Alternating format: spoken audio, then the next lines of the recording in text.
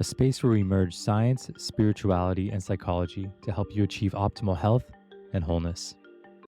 Hey there, everyone. Welcome back. So, in today's episode, we're going to be talking about taboos. So, if you have ever wondered what taboos are, felt trapped by them, and wondered why they exist at all, today we're actually going to be diving into that very topic. I'm really excited to have Petra here with me, who's actually studied taboos at length and is actually helping corporations not only navigate taboos, but ideally break the ceilings for what those taboos are. And particularly today, as it relates to natural health, we're going to be discussing the taboo around menstruation. So that's going to be our overarching topic. We're going to ideally touch on a lot of things. You may be thinking, like, on Healing with David, we're usually talking about functional medicine or consciousness or other topics like that. So this may seem like a slightly atypical episode. However, because I primarily work with women and many of them do face challenges with their menstrual cycles and are not really getting much empathy or actual support in many of the environments that they inhabit, this felt like a very resonant and very real topic. It's actually something that exists so much for me personally, but for many of the women in my life as well. So I'm really excited to have her on today. So, just to start things off, would love to just understand a little bit about your background and just a quick introduction as far as how you found yourself studying taboos, how you got into this space at all. Yes, so my name is Petra. I originally come from Croatia, but I actually had the beautiful privilege of living and working in 7 countries around the world and across 3 continents. And as a person, I was always truly fascinated with people and specifically with human behavior. And to give you an example and insight into my mind, how did it look like when I was a kid sitting in the class at the table with people, and I would notice how I would feel different based on the person that I was sitting with. And also I was always observing how people move and why they do what they do, why they say the things the way they say, why do they use the certain hand gestures, why do they choose specific words. And later in my life, I also, not too later, but since I was a kid, I was also an activist. And then once I hit puberty, as a woman, you tend to see the difference in your life of what does it mean by the fact that you have a vagina. And then when I was thinking of what do I want to do as my work, I found design to be this beautiful way to actually incorporate change and to design change for people. So that kind of brought me to design. And then with taboos, it was just the perfect way to combine both my desire to be an activist, but also my skills and knowledge as a designer and as a researcher. And funnily enough, menstruation was actually the way how I got into that, and how I got into the realm of working on taboos was actually through menstruation. Thanks for sharing that.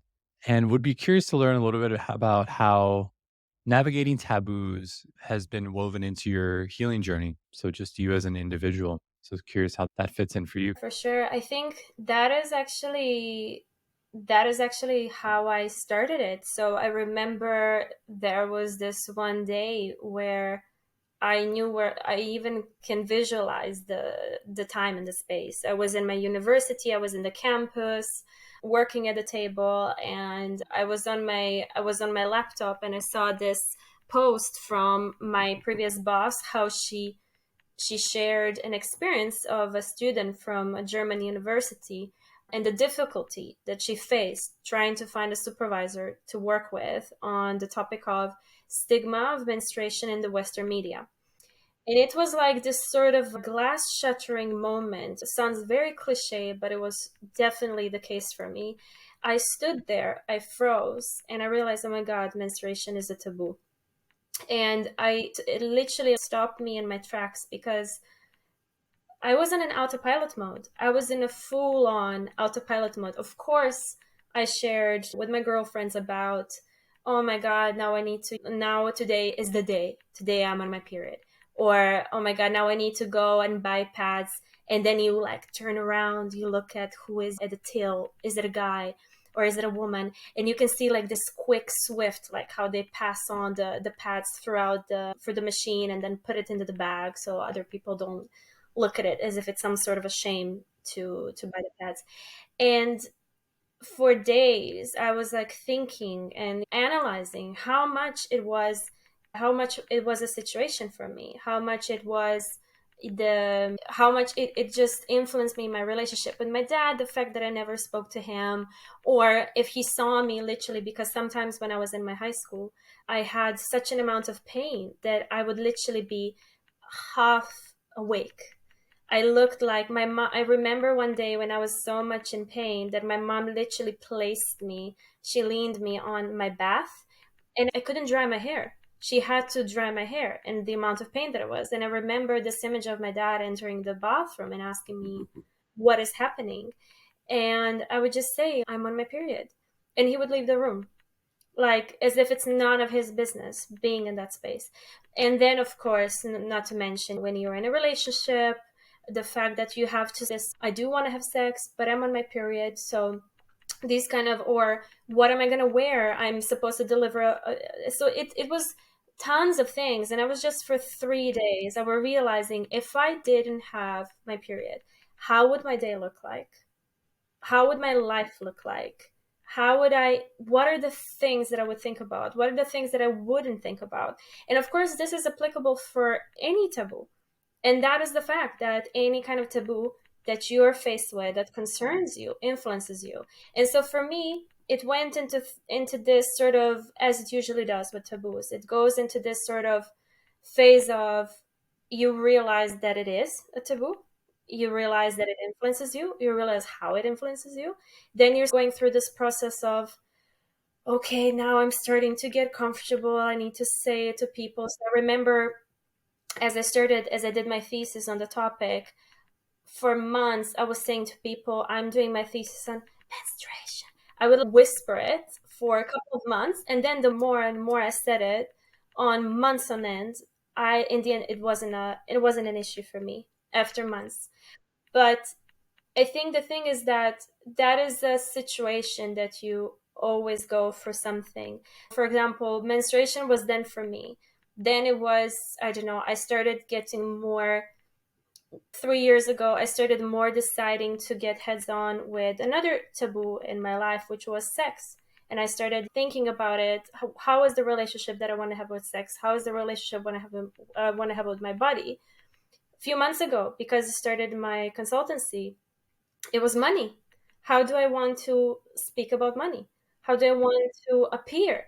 And every single time in your life, you will be faced with one taboo or another. And that will again And thanks for sharing that. Just to level set with the audience a little bit, how do you define taboos? What's a good working definition to carry us through this conversation? Yeah.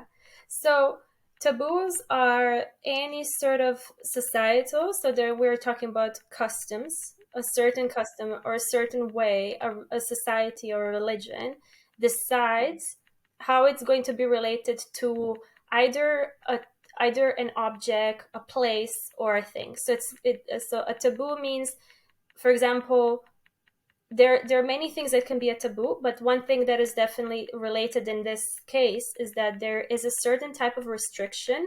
Taboos is like one of those words that we all know what it means conceptually, or we can maybe cite examples of taboos. But like you rightly pointed out, it's almost like the water we're swimming in, cultural water we're swimming in. So it's not very easy to pinpoint. I feel like taboos are something you feel more than you can intellectualize, right? No, definitely. I start a workshop, like when I deliver a workshop, I say, what do you see to be a taboo? And then I place this image of like thousands of emotions. And I say, is there any emotion that you feel when you see a taboo? And then I place a couple of pictures of taboos, because they're like, taboos can be manifested or embodied in different types of ways. So it can be, for example, I put a picture of prison. I put a picture of a dildo. I put a picture of an albino person, because albinos are, in some places, they are considered to be a taboo. In a couple of places in the world, are actually, their life is endangered by the fact that they're an albino. So there is all of these pictures that I place, and then which are usually we don't speak about. So if they're over an entire screen, you can see like people starting to get fidgety in the place. And I say that is how you know something is a taboo. Do you feel a bit ashamed? Do you feel a bit uncomfortable? Do you feel a bit that you're going to stutter, that you cannot say something fully? That is how you know. Your gut feeling is how you know if something is a taboo or not. Because I was speaking, for example, a few days ago, I was speaking with a person about defecation. Do you pee or poop in front of your partner, to be precise? And then they say, oh, I don't think that is a taboo. And I say, how do you feel about the idea of pooping or peeing in front of me right now? And then they're like, I wouldn't do it. I'm like, why not? And it's like, because it makes me feel uncomfortable. I was like, there you go. There's your answer. It pretty much is a taboo, isn't it? So we've already touched on a couple taboos. You talked about sex and sex during menstruation. I think that's an interesting one if you combine those. So curious from your studies, have you figured out where taboos come from? Is there like an origin story for, let's say, the taboo around menstruation or any of the taboos that you've been working with in corporate environments? Yeah, no, so the origin of taboo in itself actually, so there, yes, so taboos for specifically about menstruation are actually, unfortunately, in all of the religious books. So there is only one religion that does not direct the way that a woman or a person who menstruates should be, and that is Buddhism. But all of the other religions, they have written down in the religious writings how the procedure around menstruation should go. Yeah, of course. Can you give an example of that? Maybe I'm not too familiar, so just would be curious. So interestingly, the one example that I'm going to give is because I want to also point with that the importance of culture and the importance of cultural behaviors is the Vedas. So something when I because I did my master thesis in the context of India, and but interestingly enough, if you actually go and read the Vedas, and if you go and read what it's written there, it will say there is this idea about purity. And there is a purity which is goes in with all of the religions, this idea that women are not pure or that they are dirty, to be precise, when they're on their period. However, what is actually written in Vedas is that when women are going through their menstruation, they are divine. They actually compare it with deity. So, like that men go into the temple to get themselves purified, women go through menstruation. However, what the Vedas also says is that you can't, that you should be in that time by yourself. So you should be removed from others, and the reason is why is because you are in this heightened state where others people's energies, others people's spirits can actually dirty you.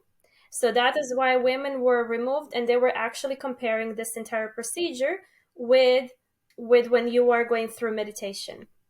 Another thing why you shouldn't move. So, for example, in a lot of Indian households, there is this sort of a place where women should sit, and then everyone should bring them stuff, and everyone should bring them food or etc. But you shouldn't move, and the reason is so that you actually preserve your energy.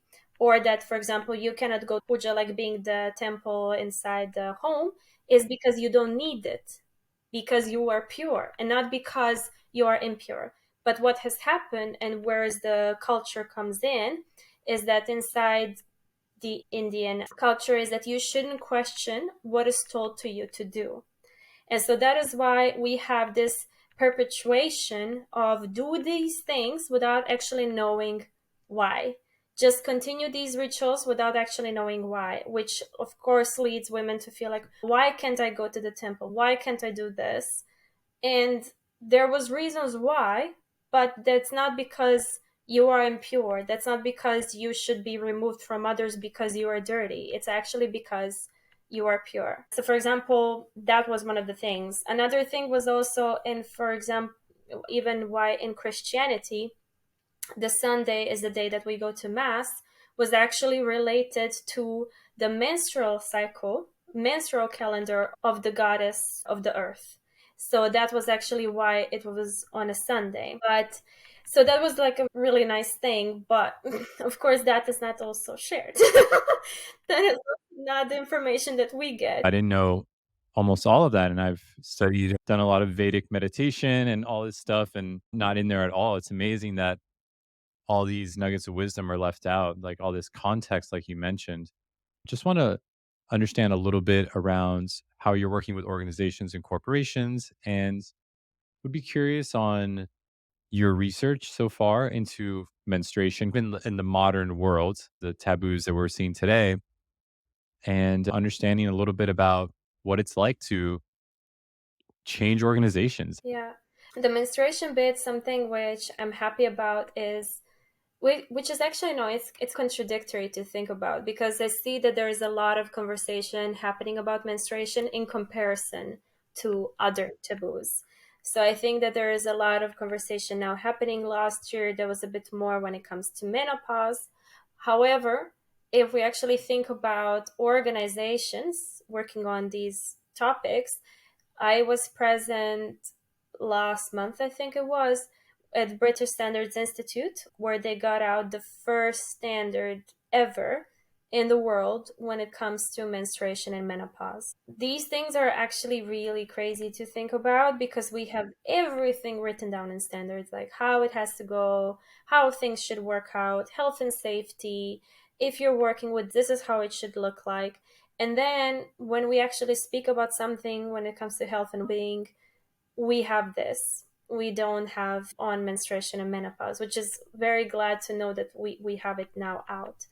I think it's also for me, it's a bit hard to as well focus just on menstruation because I think it collects in a lot of other things. For example, endometriosis and adenomyosis. Like I'm a person who works on taboos and specifically worked a lot on menstruation, but I only got to know about adenomyosis like a few months ago, what it is exactly. So, do you mind defining that just in case the audience isn't aware of what this is? Yeah, of course. Adenomyosis and endometriosis are pretty much the same thing, but it's just the tissue, the endometrial tissue, are in different places. For example, in endometriosis, it doesn't happen inside the uterus, it happens inside the other places, such as the fallopian tubes or the ovaries. And in adenomyosis, it is inside the muscles of the walls of the uterus. But what happens is, in both cases, is that people go through a heavy amount of pain. And in some cases, they also need to go through the surgery. And a lot of them, of course, then have problems as well with getting pregnant. But what is the situation is that oftentimes it happens that people are not diagnosed with these situations. People go through a lot of pain, they go through years and years of pain, and we still don't have exact research around this, which is insane to think about. But why am I also mentioning this is because we have situations as such. We also have situations which, for example, I got to learn at the meeting with the Standard Institute on menopause is that women are often asked about their hormonal states. Are you like this because of that? Are you like this because of that? And it's the same if we're speaking about menopause, it's the same if we're speaking about endometriosis.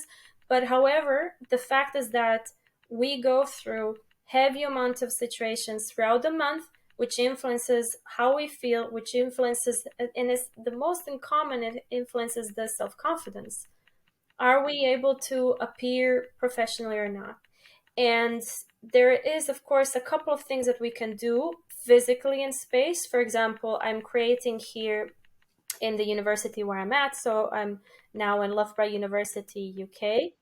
And I am organizing here a campaign, a project to actually provide menstrual pads across the university, which would make the university the first university in the entire country to provide systemically menstrual pads. Of course, the conversation goes, is this the money that we should provide for people? Is this the money where getting the pads should go for that? And it comes all down to how do we see menstruation and how do we see people who menstruate? And do we have empathy? Do we not have empathy? Do we see these states where we go through as oftentimes even women go and say, I don't have a painful period, so why are you making a big deal out of it? And it's insane to think about. So why I'm also saying it is because we can go and say, oh, it's not about seeing them as, oh, they're victims. It's like women who menstruate, they're victims, like poor them, because then it's just degrading. But it's also to understand, are we providing places and spaces where people can feel comfortable to raise issues when they actually need them to be solved? Because sometimes what we need is just to say, let me do my project, let me do my deadline in the way, in my time, believe in me, trust in me. Just don't, if I need something, I will go and ask you to. And it's how do we relate with menstruation, and how do we relate, for example, another condition. So in one of the calls I had conversations around dyslexia. That is also a huge situation, because a lot of people think that people who have dyslexia, that they are not smart, that they're slow, that they're this, that they're that. Do we see that as, this is the cards this person has been dealt with, as much as I have cards in my life that I have been dealt with? Or are we actually saying to them, listen, what it is that you need in order to do your job, and let's build that relationship. Let's build that relationship based on your needs so that we can function fully. So why am I also saying it is because in the workshops that I deliver, is that it does not matter, are we speaking about menopause, are we speaking about dyslexia, or are we speaking about a person who is going through, for example, chemotherapy? What we all need to focus on is actually, are we providing an environment where people can be who they are, and they can come up and speak about the things when they want to? Because the thing about taboos is not, oh, let's remove a taboo, because it's impossible. It's freaking impossible to remove taboos. And it's not about, oh, let's all speak about every single day about everything, because that will mean that we're fine with taboos. No, it's not. It's about, because I can, for example, even if I work on taboos, I don't need to be speaking about every single taboo, because I don't want to. I simply don't want to. But it's about ensuring that we're creating an environment where people, when they want to and when they need to, that they feel comfortable enough to go to their colleague, to go to their line manager, to go to their director or whoever and say, listen, this is the situation right now, and it is a sensitive issue, and I need to resolve it. And we need to have that uncomfortable conversation about XYZ, because it influences me in this and that way.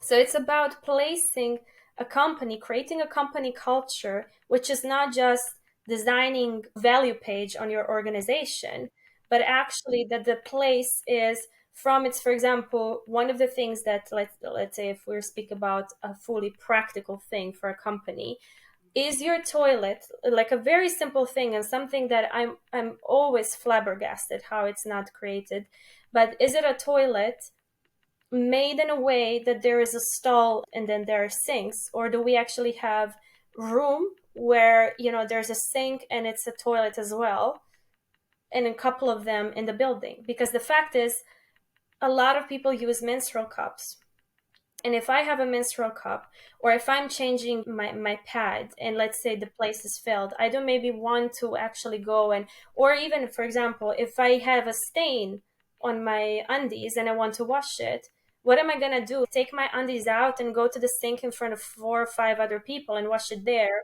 or empty my menstrual cup? No. I need that space. And it's always, and that they always say, like, why are you going into the space where there is a space like a toilet for an invalid? Because I need a sink. I need a sink. And the same thing is, for example, if people are breastfeeding, they need a space. Maybe they don't want to cover. But if other people, there has been so many situations where women were told, oh, do you need to breastfeed there? Why don't you go into that room? And then they go into the toilet. What are they going to sit at the toilet like for how many minutes while they're breastfeeding? Provide a space for that. It's like as simple as that. But then the problem is that all of these people who are deciding on that money, they see it as the cost. They don't see it as a need that needs to be answered. They see it as a cost. And that is the bigger problem, is that menstruation to this day is not seen as health. It's not. We say menstrual health, but it's not seen. It's not seen as health. It's seen as a taboo. You will see, for example, in so many places, we have that as taxed. So many things that are concerning men or men's health. For example, I think, I'm not so certain, but I do think that Viagra is not taxed, but pads are. Like, what are we talking about? That it literally shows you how we see in front of the law, in front of the society, how do we see things to be.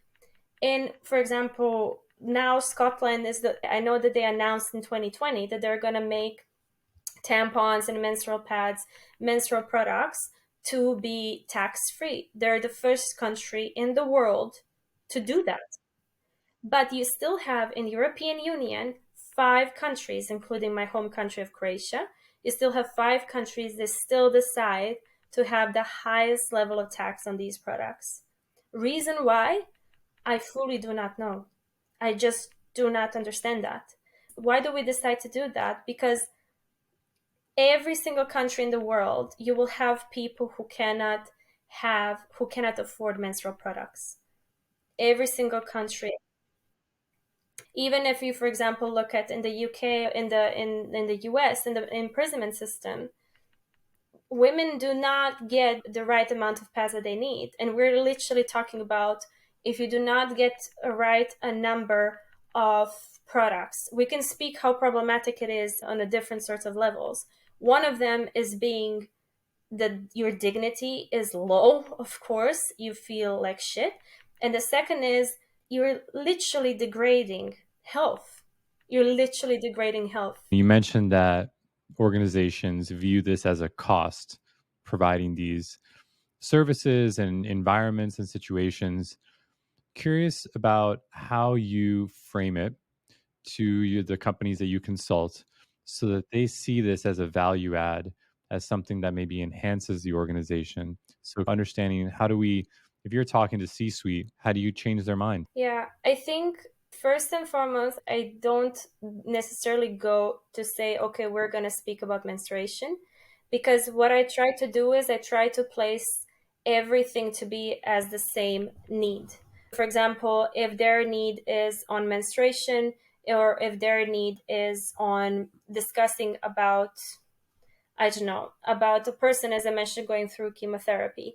I think what is important is to understand that what is their desire. Is their desire for people to come and be healthy and be happy in order to perform? This is then what you need.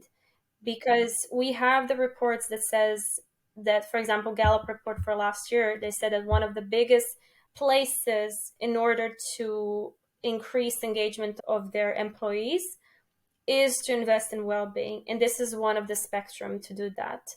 And you can just provide the data. You can provide the data with, if people feel happier, healthier at work, this is how they're gonna do. And then of course I don't go and I say, okay, you should do this. I go and I say, what do your people need? Let's have a workshop. Let's find out the needs.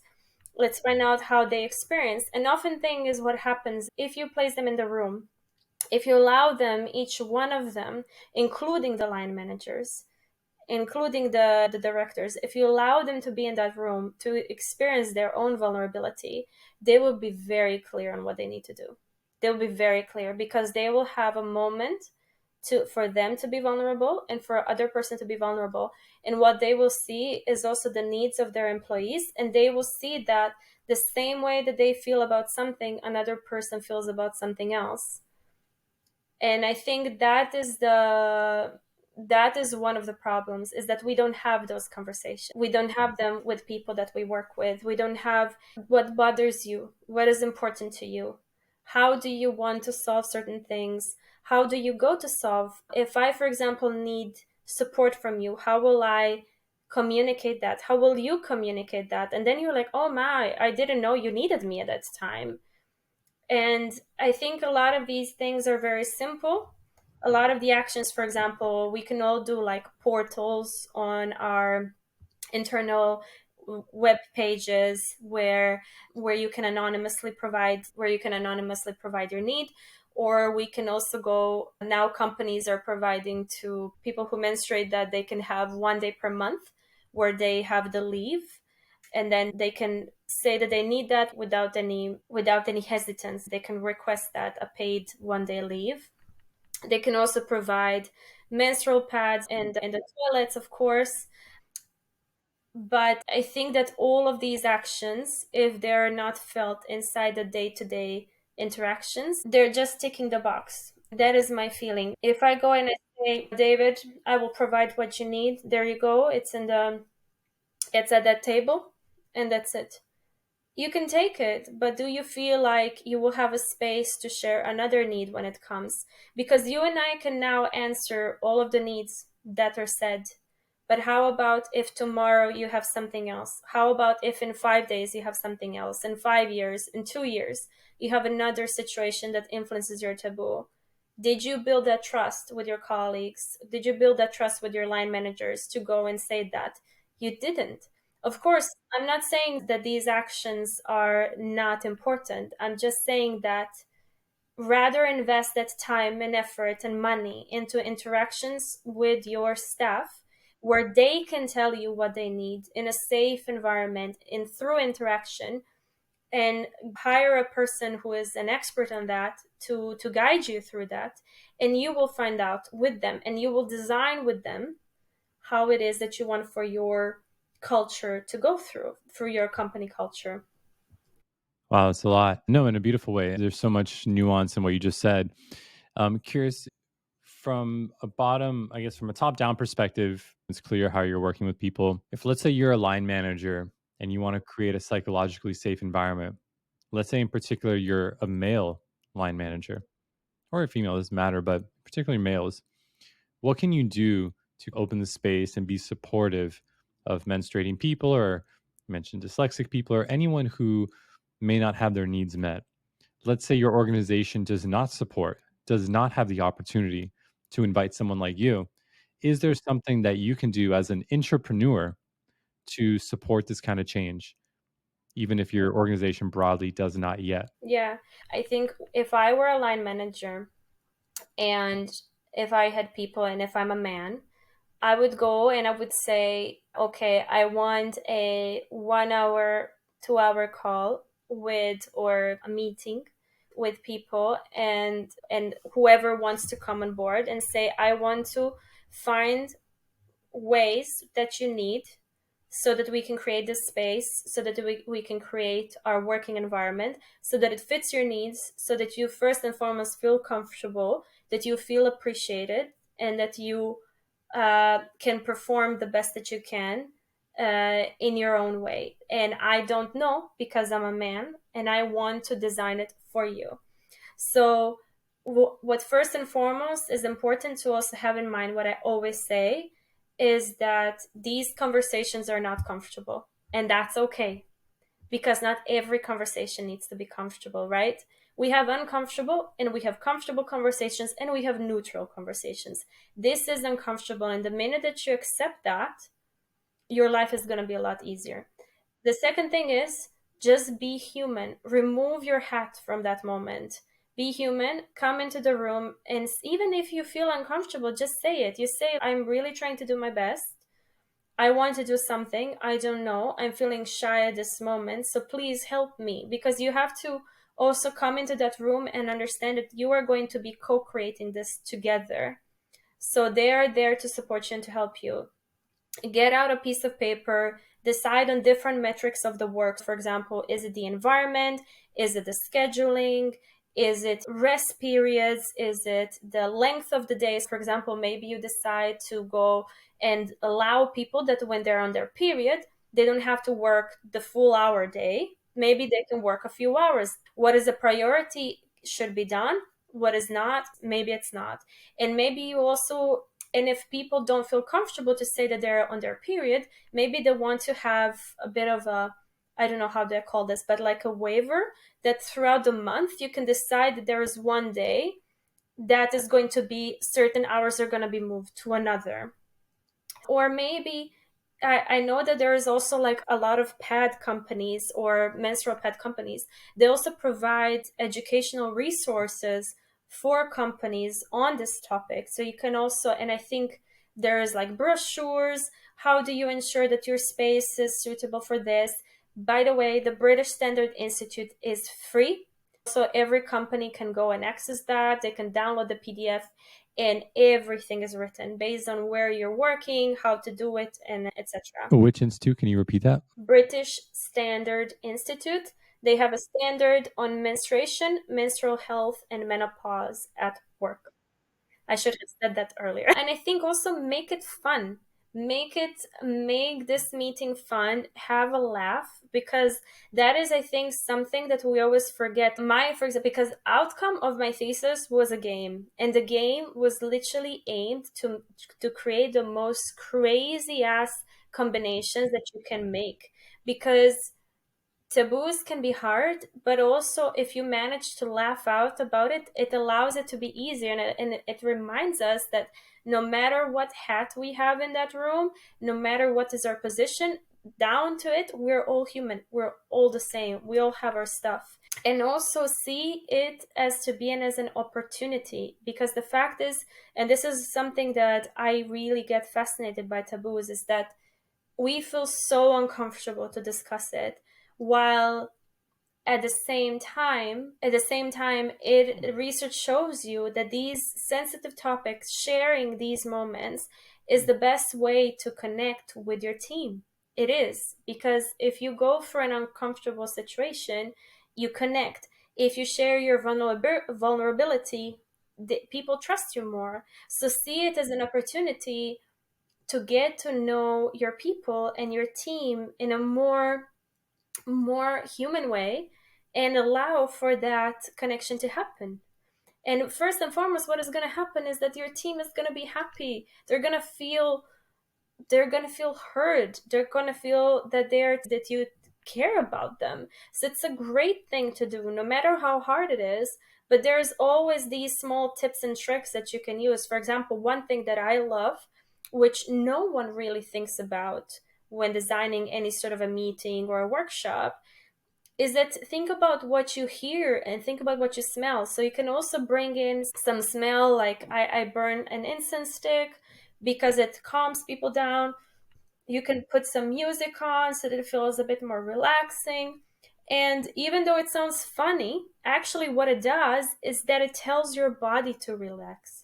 It tells your body like, oh, this is not a corporate meeting, this is not a serious meeting, this is actually somewhere where I can relax. And sometimes you can do these things, you can trick your brain into actually relaxing and aiding you through the process. Absolutely.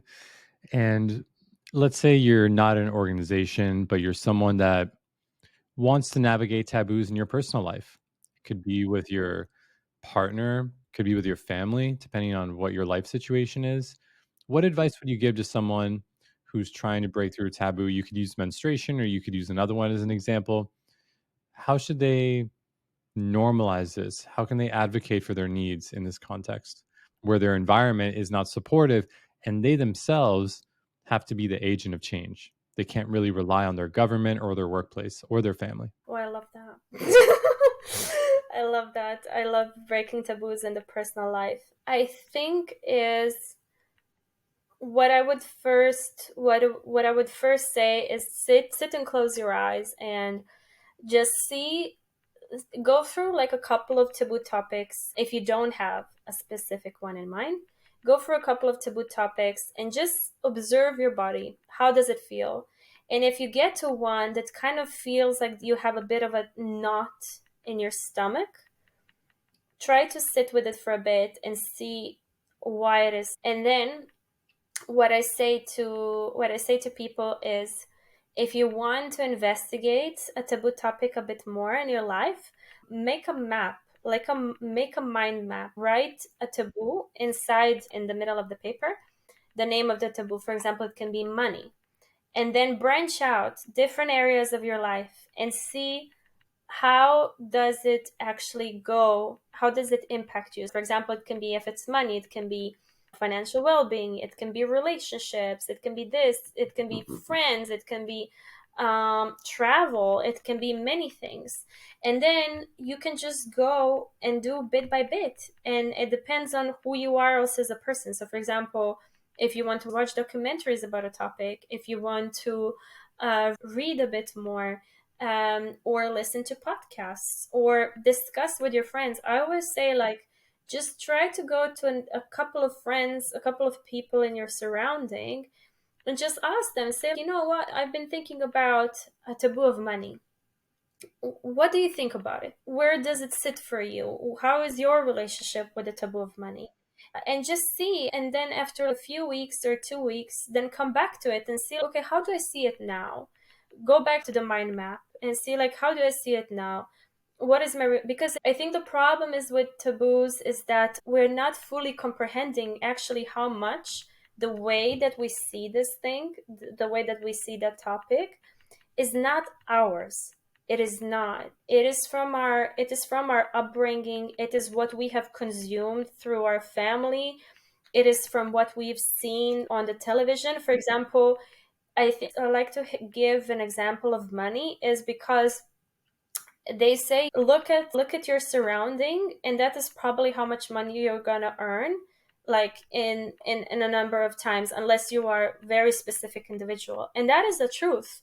You don't believe that you can have a certain life unless you've seen it, which means the same way is with the taboo, but times x, because the fact is we don't get to speak about the topic.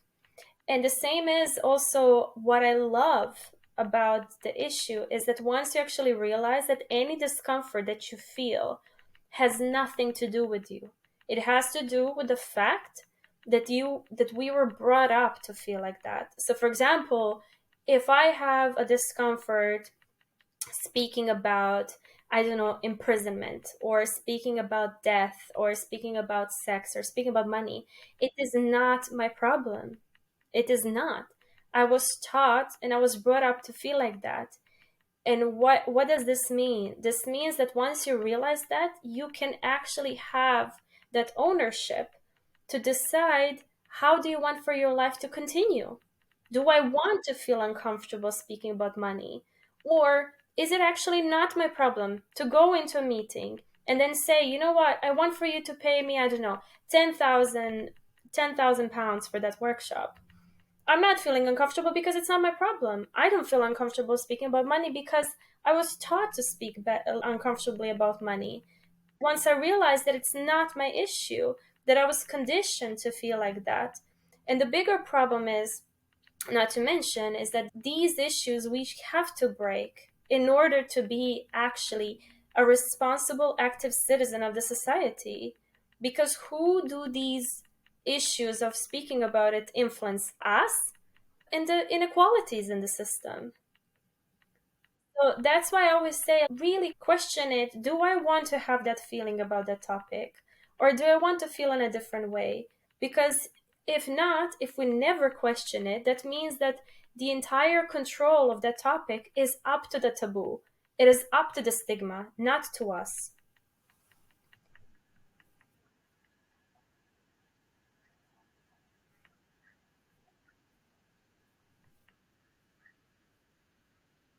Mm,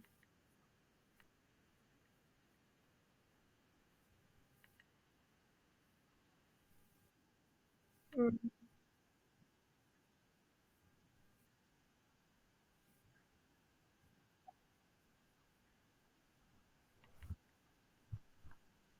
mm, mm. I have something to share because now that I also mentioned this, now that I've mentioned about you should not feel uncomfortable, something that also came to my mind is it's not easy to approach these topics. So, for example, I don't want for anyone to feel ashamed if they do feel discomfort talking about it, because I do still feel discomfort talking about certain taboos. For example, I know that you start like, where are you usually, and how is there is many taboos that also influence me. So for example, I've been in the last like few weeks, I've been like thinking about loneliness and the fact that I travel so much, and loneliness is a huge taboo because the numbers are now staggering, and so many people, especially with social media, they feel lonely. And because we were talking about menstruation at work, of course, you approaching a topic on menstruation or menopause at work is not just up to you. Of course, it's about who it is at your end and who you're speaking to. And as I said also before, that if you I don't necessarily feel like I want to speak about certain taboos. It's not that I stop the conversation, but also every single person has different levels of comfort of talking, or even the need of talking. So whatever need you have, whatever comfort you have or discomfort about talking, it's perfectly okay. Give yourself grace, do things in your own time, in your own comfort. And of course, if anyone ever wants to reach out, I'm always happy to hear and advise or give any sort of support whatsoever. But what I do want to say is just these conversations should be made with care. They should be made with respect, and they should be made in a comfortable environment. And one of the things, if someone wants to make such a conversation, if they want to go and approach, for example, their manager, if they want to go and speak to their boss or their colleague, one of the things that I always say is plan it, because then you feel much more safer rather than stopping someone in the middle of the corridor and saying, listen, can I talk to you about something? It's about give yourself a breather, plan it, say, listen, I want to talk to you about something. It's not comfortable, so say what it is. Say that it's uncomfortable, because then the other person can also prepare. They can also come to you with empathy, and they can also position themselves for that conversation, and also plan it with them. So say, I would like to do this. What do you think about that? And the minute that the other person feels like they have a certain level of responsibility or a certain level of partition in this conversation, their energy shifts, because then they also feel like, oh, she or him or them are not, they're not calling me out. They actually want to solve it, and they also want my engagement. And that is, for example, a couple of tips and tricks that I always say. And if you, for example, plan it, and if it's something that really stresses you out, book about 30 minutes after that meeting, so that you can also book for yourself, block it out 30 minutes after that, so that you can provide yourself with whatever you need in order to de-stress, to feel comfortable. Or if you feel good, then you can just continue doing whatever. But I always say that planning it, scheduling it in your calendar, inviting other person to be a part of it, and also reminding yourself that whatever you need, the need is valid. It's just, we hope that the other person is going to take it the way it is, but it's just an uncomfortable conversation as it is. So we just have to accept it, that this discomfort is not going to go away. The only thing that we can do is how are we going to go about it. Definitely. Thanks for that. That's very thorough and amazing for those of us trying to navigate taboos. And I think because of our working definition of taboo, like you mentioned, taboos can be many things. Like you brought up, it could be loneliness, could be very subtle things. So that, yeah, really happy today. I think we're going to cut it for this conversation. There's so many other trailheads that we can explore, like we've talked about before. Could be loneliness, could be one, sex during menstruation. Curious, you mentioned a little bit about community and not being alone. Would love to know how anybody can find you, learn more about your work, if there's any communities or platforms that you're on, so that they may find support in navigating taboos, or at the very least, just learn a little bit about what's possible through you. I'm on two platforms, LinkedIn and on Instagram. On Instagram is Petra Salaric, so my name and my surname. And there they can see and attend. I organize monthly monthly Instagram lives where we speak about a specific taboo topic inside the personal life mostly. So in September, I'm going to be speaking to Dr. Rupan Jill. She is an awarded gynecologist, and she has her own startup called Vitala Global. And we're going to be speaking about abortion and miscarriage and accessing abortion and miscarriage. And I'm also on LinkedIn, where I also organize LinkedIn Lives as well. So there they can find both my company, Taboo, with which I support organizations, as you mentioned. So if they ever want some sort of a workshop, I also deliver online ones. There is a Calendly link on Taboo, but there is also, of course, my personal one as well. And if anyone wants to, is because you said how most of your audience is women, I will be organizing Women's Circle starting in November onwards, where we're going to every week speak about a specific taboo topic and how we can approach it in our lives so that we can actually have a transformation on these hard and sensitive topics and achieve our full potential. Amazing. Thanks so much for today. I've personally learned a lot. I hope you've enjoyed sharing this and would love to direct as many people as possible to your work. Definitely another conversation to come in the future, but this has been fascinating and can't wait to share this. So, with that, thanks everyone for listening, and we'll see you in the next episode.